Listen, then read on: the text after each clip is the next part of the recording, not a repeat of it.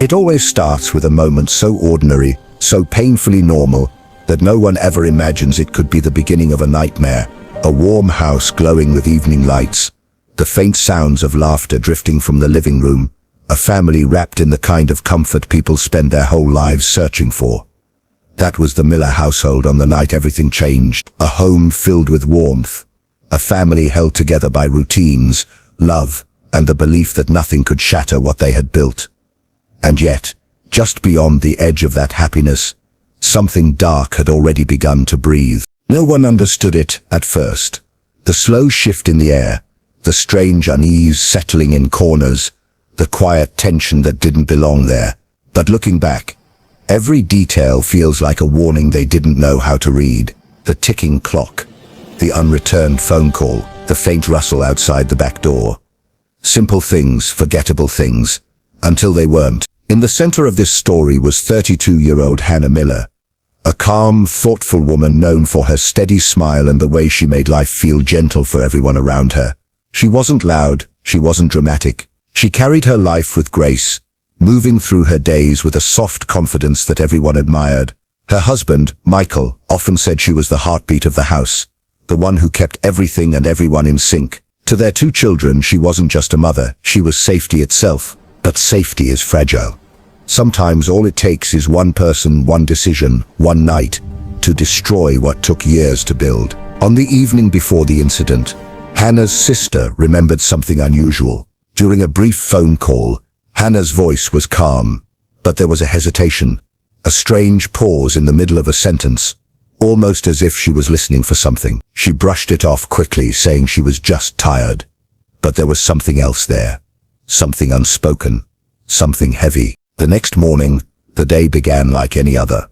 The kids left for school, Michael left for work, and Hannah stayed home to finish a few tasks. Security cameras showed her stepping outside around 11:15 a.m. to bring in a package from the porch. Everything looked peaceful, nothing out of place, no sign of the storm that was seconds away. But at 11:17 a.m., something chilling happened. A figure appeared at the edge of the camera frame, not close enough to be identified, not far enough to go unnoticed. Just standing, watching. The figure didn't move toward the house, didn't speak, didn't make any sound. It simply observed, in a way that felt deliberate, almost rehearsed, a presence that didn't belong there. Hannah, still holding the package, didn't notice. She opened the door and stepped inside. The door closed, and the figure disappeared. What Hannah didn't realize was that this stranger wasn't a stranger at all. He was someone who had been studying the family for weeks, maybe months. Someone who had memorized their routines, their schedules, their vulnerabilities. Someone who believed that the Miller's happiness was a treasure he deserved more than they did. Hours went by quietly. No broken windows, no forced entry, no alarms, nothing to indicate what was coming. It was 3:42 p.m. when the first sign emerged. A neighbor, walking past, heard what sounded like a sharp crash from inside the Miller house. She paused, listening, wondering if she should check.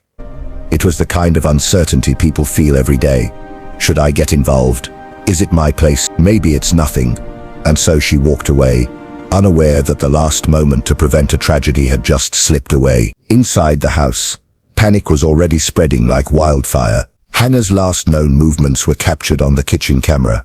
At 3:43 p.m., she is seen stepping backward, her expression frozen in a look of pure fear.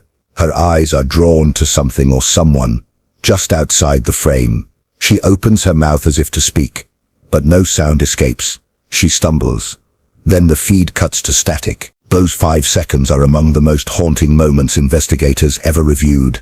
Not because of what they show, but because of what they don't. When Michael returned home that evening, the sun had nearly set. From the outside, the house seemed normal. The porch light was on. A child's bicycle leaned against the wall. The curtains were gently moving with the breeze. Everything looked so peaceful that he didn't think twice before walking inside. The moment he opened the door, the silence felt wrong. Not the calm kind of silence. A cold, heavy silence. The kind that makes your body instinctively tense. He called out Hannah's name. No answer. He tried again, louder this time. Still nothing. As he stepped deeper into the house, his footsteps echoed unnaturally, as if the walls were holding their breath. He noticed the first sign in the hallway, a small smear on the floor, dark, unmistakable. His heart dropped. He rushed forward, searching every room, calling Hannah's name again and again, each time more desperate than the last. The living room was untouched, the bedroom silent, the kids' drawings still taped to the walls. But the air felt wrong. Then he saw it, the open basement door. A door Hannah never left open. A door she always avoided, because she hated dark, cramped spaces. A door that now stood wide open, like a warning. Michael descended the wooden stairs, each step trembling under his weight. The basement was cold, too cold, and in the center of the room, he found the truth he would spend the rest of his life trying to unsee. The moment he screamed, the entire neighborhood froze. For the next several hours, the house was swarmed with detectives, forensic teams, and investigators who looked both horrified and confused. There was no sign of forced entry, no fingerprints except the family's, no weapon, no clear motive, and worst of all, no trace of the person responsible. It was the kind of murder that shook entire communities, a crime so precise, so disturbingly quiet, that it felt less like a random act of violence and more like a message carved into the fabric of a happy life. A message no one could yet understand. Nothing unsettles detectives more than a crime that feels planned, but leaves no evidence. From the moment investigators stepped into the Miller home, they knew something was wrong. Everything was too quiet, too clean, too intentional. There were no overturned furniture pieces, no signs of a struggle, no defensive wounds that suggested a chaotic fight. It was as if the killer moved through the house with a clear purpose, untouched by panic or hesitation. The basement floor told the story the rest of the house tried to hide, and yet, even that story felt incomplete, like pages torn out of a book. The medical examiner later explained that the attack was swift, controlled and executed by someone who knew exactly what they were doing. This wasn't the work of someone acting in rage.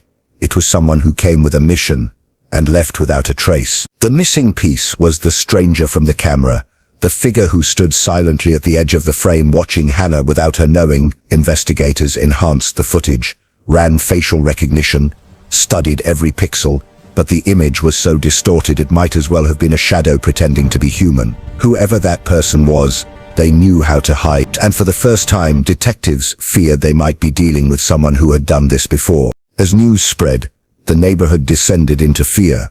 People double-checked their locks, installed security systems, and whispered theories behind closed doors. Some believed it was someone close to the family. Others insisted it was a stalker who had become obsessed. A few neighbors even claimed they noticed a car parked on the street several nights in a row. Same make, same color, same eerie stillness. But no one could confirm a license plate. No one could remember the driver, and no one thought to report it until it was too late. Michael became the center of the investigation, not by choice but because that's how these cases always begin. They questioned him for hours, asking the same questions in different ways, trying to find cracks in his story. But Michael didn't crack. He was exhausted, hollow, and terrified. He had lost the woman he loved, and now he was being forced to relive the worst moment of his life through the cold lens of interrogation. Detectives soon realized he wasn't their suspect. He was their only surviving witness to the atmosphere inside that house. He told them about the strange silence, the open basement door, the missing phone they never found. He described the subtle changes he noticed in Hannah over the past month.